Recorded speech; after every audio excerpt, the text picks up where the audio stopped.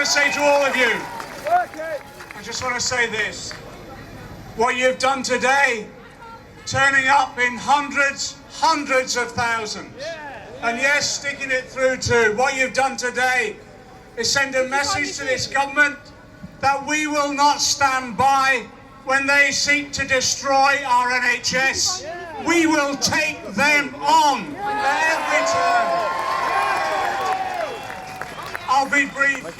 You're getting cold, but it's going to rain. But we have a debt of honour to pay as well. I want to pay it today. I want to pay a debt of honour to the junior doctors who took action last year.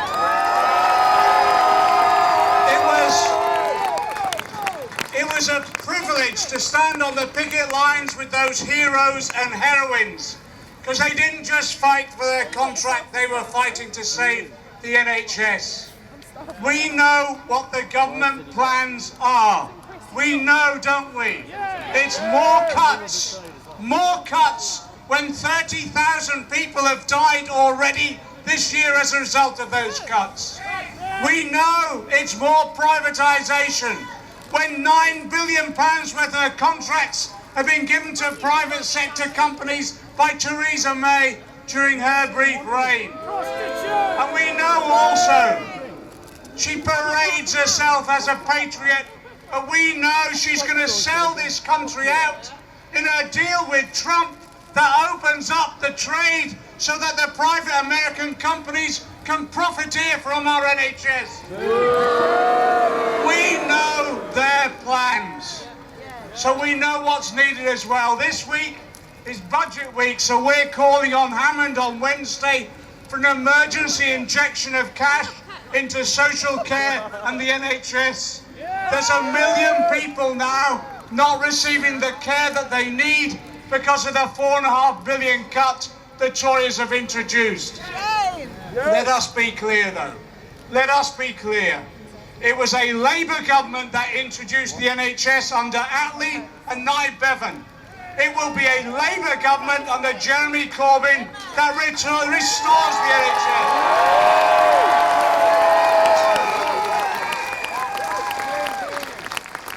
Finally, let me just say this.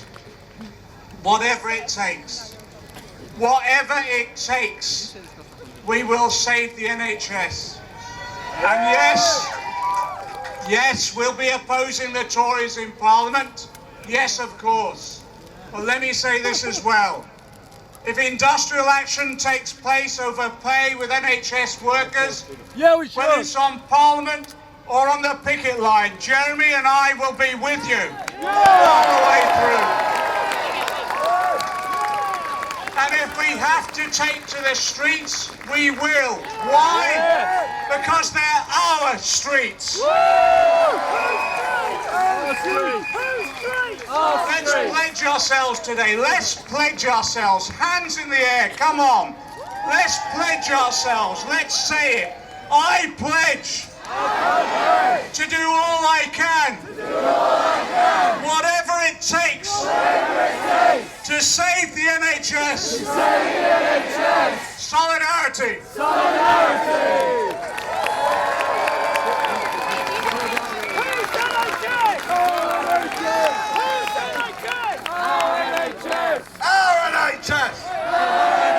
Our streets. Fantastic, John McDonell. Thanks very much. Thanks very much, John. Colleagues, we've only got a couple of speakers now before Billy. And I know I can hear the sadness in your voices. Colleagues, our next speaker is one of those that has fought all her life, not just for the NHS, but for a better place for all of us to live in. Doc Gibson is here representing the National Pensioners Convention. She's a pensioner herself. She was part of the generation that fought for and built our NHS. So a huge round of applause for Doc Gibson.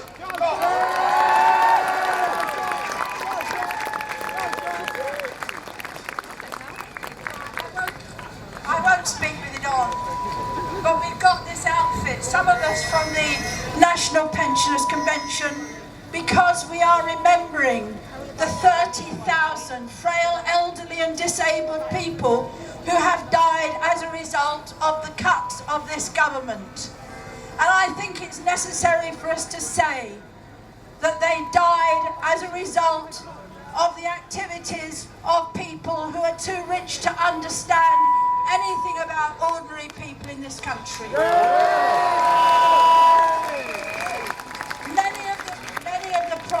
Many of the problems in the National Health Service are due to the fact that we have a social care system that is not fit for purpose. And there have been over 30 consultations, researches, the Equality Commission looking into the problems of the social care system, and every single one of them has said that it's not fit for purpose.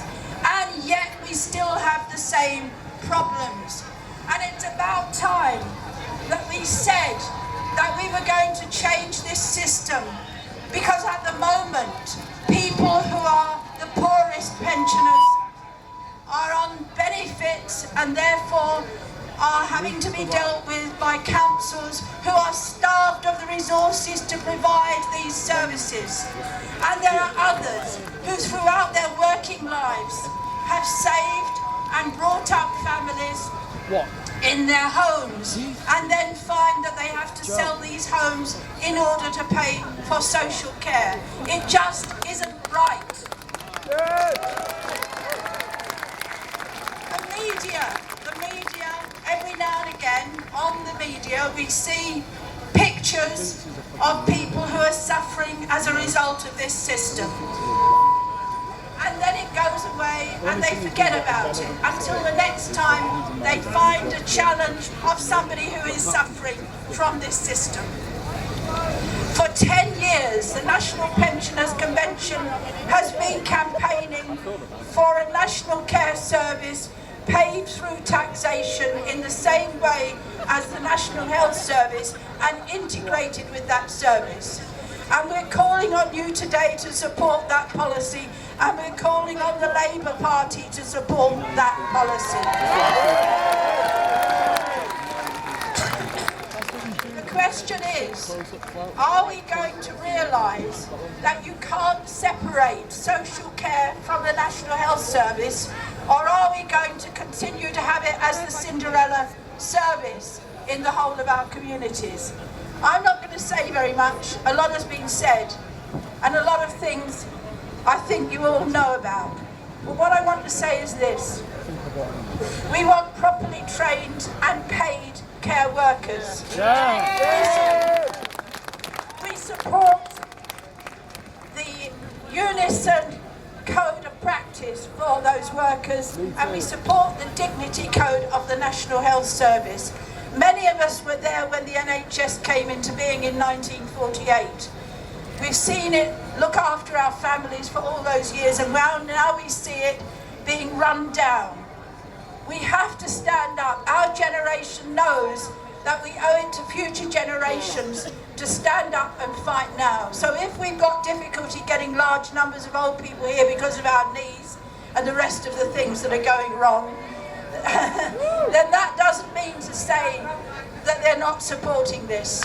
So thank you to all those young people who have come out. You are a new generation, and the National Pensioners Convention stands up for today's pensioners and future pensioners. And we stand up for your rights today to homes, to a health service, to education.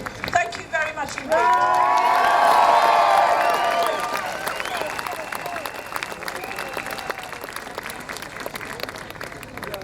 Thank you very much, Dot.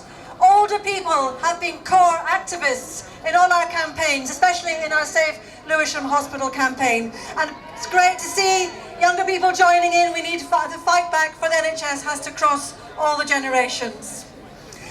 Disabled people are bearing the brunt of this government's attacks on the NHS, and also on the support system for people with disabilities. From cuts to employment support allowance and personal independence payments to cuts to care and services for people with disabilities. Please welcome Roger Lewis of Disabled People Against Cuts.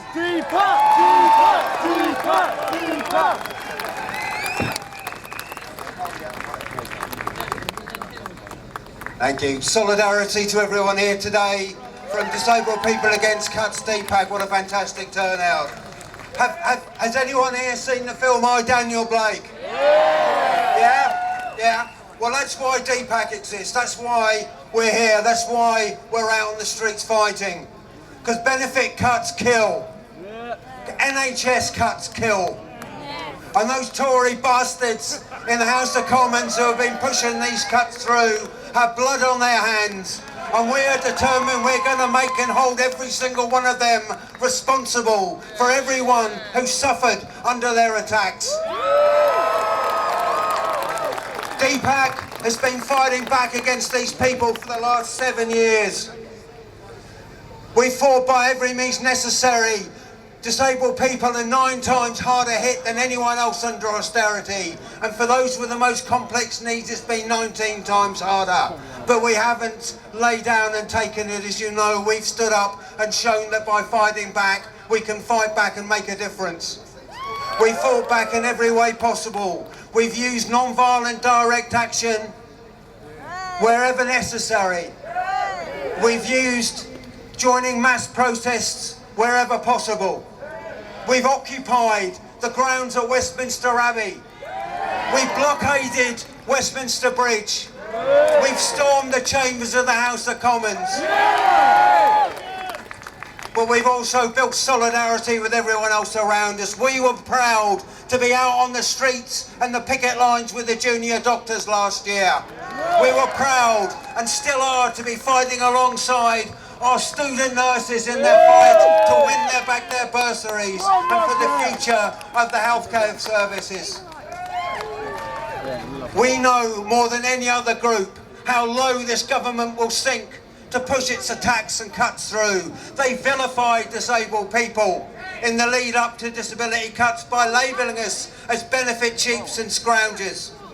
And now they're turning their attention to migrant workers to say that migrant workers are to blame for the crisis in the NHS. That's why DPAC is proud to say we stand side by side. Filipino nurses are welcome here. Nigerian doctors are welcome here. Polish technicians are welcome here. Syrian children are not to blame for bed blocking in the NHS. Tory cuts are. The massive uprising against Donald Trump's proposed visit to Britain shows that we can unite all of those who the Tories want to see divided, and we need to do that now. We need to unite people against racism by joining together to say refugees and migrant workers are welcome here. All out on March the 18th. We need to unite and build a movement that says another world is possible. A world that puts people before profit. We need to unite to defend our welfare state. We need to unite to save the NHS. Solidarity.